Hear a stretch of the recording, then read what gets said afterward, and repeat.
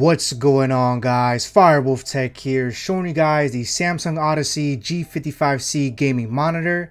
This is Samsung's G5 line, which sits right above their cheapest gaming monitor line, the Odyssey G3, which has a 1080p resolution. Now, they recently updated their G5 line with the G55C, and there are two versions of this G55C monitor, a 27-inch, which is the one that I'll be reviewing, and a larger 32-inch version. Both have identical specs, featuring a V8 panel, QHD resolution, 165Hz refresh rate, and a 1 millisecond response time. There's also a nice 1000R curvature that gives you an extra immersive gaming experience with AMD FreeSync support for smoother gameplay. This monitor is budget friendly, priced just under $300, with the 32-inch being $50 more if you want a larger display. You and I both want to know if this monitor is worth it for a 1440p gaming monitor that won't break the bank. As always, I'll be showcasing PC gaming, PS5 gameplay, Mac connectivity, and a full unboxing, so stay tuned. I've been using this monitor for a few days now, and it took a while to adjust to the 1000R curvature on this 27-inch display. I think an aggressive curvature is better on larger monitors, but once I adjusted, I came to appreciate the curve, especially when it came to gaming. I still prefer a flat screen for a screen of this size, but the curve will help the closer you sit to the monitor. With a resolution of 2560 by 1440 and a screen size of 27 inches, you get a pixel density of about 109 pixels per inch, which is low compared to 4K, but it's still sharp enough for small details and text. And when compared to a 32-inch, you'd get a lower pixel density of 92 pixels per inch, which I personally don't like. Now, before we get into the fun stuff, let's unbox a Samsung Odyssey G55C.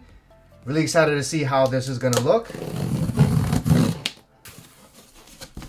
Alright, first things first, we're gonna have the base of the monitor stand here. You see it's gonna be in a nice little black color. Alright, here's the next piece here, and it looks like the stand itself. I want to say this is the arm portion of it.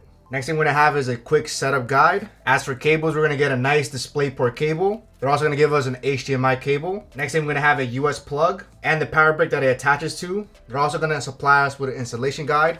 Alright, let's see what else is inside. Alright, there we have the monitor itself. Let's go ahead and attach the monitor stand. First, what we're going to do is assemble the monitor stand itself. So it's actually these two pieces over here. Just want to line them up. And then you're going to use a screw here to screw it in place. But you might have to use a screwdriver for this. All right, we got that nice and tight. And then it actually slips right underneath over here. And then they do leave Visa mount screws here. It looks like it's 100 by 100. Let's go ahead and slide that in. All right, now we have that slid in, we can go ahead and lift this up. And since I'm still in this bird's eye view here, you can notice the curvature of this display here. We have a nice 1000R curvature. All right, taking a look at the design of this monitor, you'll see that it's gonna be all black. And I do like the color scheme of this monitor. Now, it does feel very cheap. Now, I've been reviewing a lot of premium monitors, and there's a huge difference in build quality. And this is definitely no exception here. However, you're not really going to see this a lot, and for the price, you can't really complain. Another thing I noticed is that this monitor is very, very, very light. I mean, very light. Even the stand itself is very plastic as well. It doesn't have any type of like hard metal surfaces anywhere. But overall, I like the Odyssey design pattern where it kind of like makes this nice little circular shape here. I think overall it's a nice looking monitor. All right, next thing we're gonna see here are the inputs here. They're gonna be located on the back of the monitor. We have all the labels right over here. And then right underneath, we'll see all the inputs. So first thing you'll notice is gonna be a 3.5mm jack on the left side. Then we're gonna have one HDMI port. It's only limited to HDMI version 2.0, unfortunately, but this being a QHD monitor is not so bad. You also get a DisplayPort input and then a service USB. So unfortunately, no USB hubs at all. And then this is where the DC power will go into. I think overall for the input selections, again, for the price, I can't really ask for more. Of course, I'm the type of person that would like to see more options, but the price of this monitor makes sense why they don't feature much. Now let's test out the gaming performance of the Odyssey G55C using my Shadow gaming PC with a Supreme X 4080 Super and an AMD 7900X. Full build will be listed down below, and stay tuned because I'll also showcase PS5 gameplay. I've been testing a lot of high refresh rate monitors lately, like 240Hz and even 360Hz, and going back down to 165Hz wasn't too bad at all. 165 is still a healthy amount, and it also means a lot of graphics cards can hit that with no problems. I normally use Nvidia's DLSS feature for higher frames, but since this monitor is only 165 Hz, I was able to instead switch to DLAA, which made the gaming visuals look so much better. The Odyssey G55C is not G-Sync compatible certified, but manually enabling G-Sync seems to work just fine using the monitor's built-in adaptive sync. Gaming on Modern Warfare 3 was a good experience. While nowhere near the quality of OLED, it's still good given the price of this monitor. The 1000R curvature adds a nice touch when gaming, and I enjoyed playing Forza 5 on this monitor.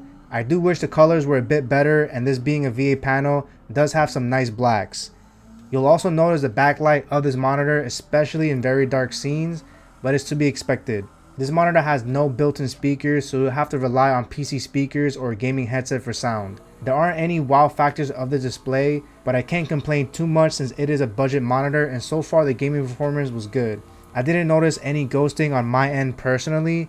Now I don't know how the camera is going to pick up some of the visuals, but when I was gaming, everything looked perfectly fine and very smooth as well.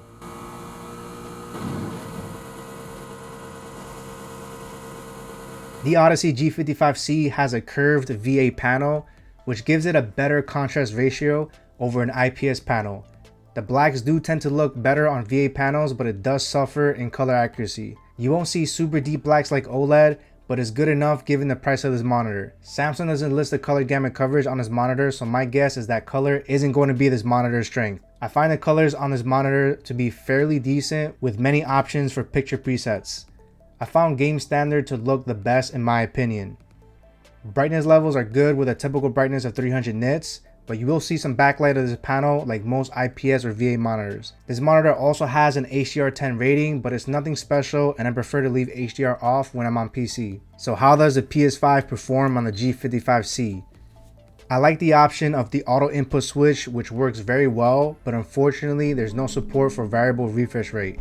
It does support either 60Hz or 120Hz, and you can enable 1440p resolution. While the HDR performance on this monitor wasn't the best experience, it was still decent and graphics still look amazing. I let in natural sunlight, which the G55C does a good job of reducing the glare, but of course playing in a darker environment will be the most optimal. Since this monitor has no built-in speakers, you can use a headphone jack to output sound using an aux cable and connect them to external speakers. Of course there's an option for headsets, but being able to output sound on speakers is a great option to have. Overall, PS5 gaming was decent and does a job when you want to enjoy some console gaming, but I do wish this monitor had HDMI 2.1 and VRR support. If you have a laptop or MacBook, your only options to connect to this monitor is a USB-C to DisplayPort, USB-C to HDMI, or HDMI if your laptop has it. Connecting my M3 MacBook Pro using the HDMI was able to output 2560 by 1440 resolution, but only at a max of 144 Hz,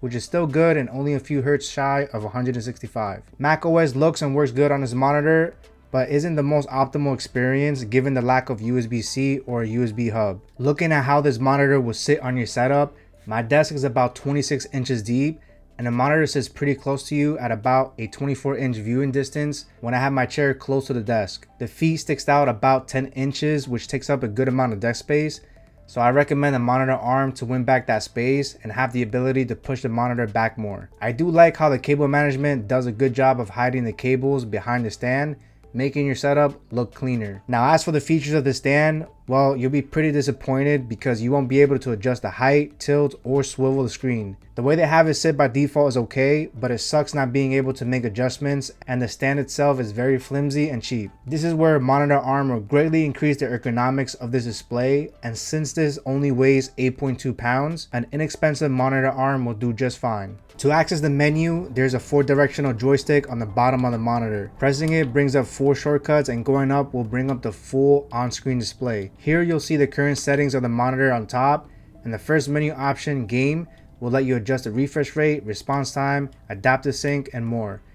You either have to manually adjust the refresh rate or enable adaptive sync to be able to select 165 Hz on your Windows PC display settings. Next up is picture settings, where you can change the picture presets, and as I said earlier, I like game standard the most, but you can always change it anytime. You can also adjust brightness levels, contrast, and even enable contrast enhancer that automatically balances the contrast. There's a lot of tweaking that you can do, and towards the end you'll find the eye saver mode to reduce blue lights and flickering for better eye comfort. Under system settings, you can change the volume of the headphone jack, enable colorblind filters, and enable auto source switch, which I recommend if you're planning on using both DisplayPort and HDMI ports. And finally, the support settings lets you self-diagnose and perform software updates. Using this monitor for day-to-day tasks and productivity isn't going to be the best experience because of that color accuracy, but you can still get work done on this monitor. I would have preferred a less aggressive curvature, maybe 1800R instead of 1000R, but utilizing the whole screen with multiple windows makes it easy to see the whole screen. Text is easy to read, and using 3 windows split evenly works fine. As a content creator, I heavily use DaVinci Resolve to edit and create my videos. This isn't a monitor that I would recommend solely for editing, but for those who plan on gaming and being productive, this will definitely get the job done. This very video was edited on this monitor. So is the Samsung Odyssey G55C worth the price tag of $299? While it doesn't have amazing features, I think for the price, it's a solid choice for a good 1440p monitor with a fast refresh rate. I would probably wait for a sale though, since there's a good chance you can snag it for even lower. For those that are in between the 27-inch or the 32-inch, I personally would recommend the 27-inch if you're going to do a mix of gaming and productivity. If you're only looking to primarily game, then the 32-inch would be really nice, and the only trade-off would be the lower pixel density. For those searching for a high-end premium monitor, then this monitor is not for you. I think this monitor is perfect for those looking for a good reliable gaming monitor that is on the lower to mid-range price, not the cheapest but not the priciest either. If you're interested in getting this monitor or the mini tech that you've seen in this video, I will have affiliate links down below, which also helps and support the Firewolf Tech channel. I want to thank you for sticking to the end of this video, and would also like to know your thoughts and feedbacks in the comment section below. I hope this video was helpful for you guys, and I would love your support with a like, share, and subscribe. Firewolf out.